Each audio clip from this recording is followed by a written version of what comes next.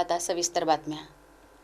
चंद्रपूर जिल्ह्यातील संपूर्ण सावली तालुक्यासह परिसरात महिन्याभर दहशत निर्माण करणारा आणि एका शेतकऱ्याचा बळी घेणारा टस्कर हत्ती कळपासह अखेर जंगलमार्गे गडचिरोली जिल्ह्यात परतल्याने वन विभागासह येथील नागरिकांनी सुटकेचा श्वास घेतला आहे।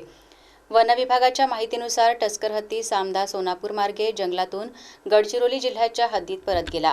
मात्र तो पुन्हा सावली वनपरिक्षेत्रात येऊ नये यासाठी वन विभागाने कोणतीही जोखीम न पत्करता सामदा सोनापूर मार्गावर कडेकोट बंदोबस्त ठेवला असून एक ड्रोन आणि तब्बल 50 कर्मचारी सतत गस्त घालत आहेत। हत्तींचा कळप पाहण्यासाठी विविध गावांमध्ये नागरिकांनी मोठी गर्दी केल्याने वन विभागासमोर आणखी मोठे आव्हान निर्माण झाले होते। खरीप हंगाम सुरू झाल्याने शेतकरी धान पेरणीच्या कामात व्यस्त झाले असताना हत्तींच्या धुमाकुळीने परिसरात भीतीचे वातावरण निर्माण झाले होते। वन विभागाच्या सातत्यपूर्ण आणि नियोजनबद्ध प्रयत्नांना अखेर यश आले असून हत्तींचा कळप आणि संबंधित टस्कर गडचिरोलीच्या जंगलात परतला आहे। मात्र संभाव्य धोका पूर्णपणे टळलेला नसल्याने वन विभागाने सामदा सोनापूर मार्गावर विशेष गस्त सुरूच ठेवली आहे।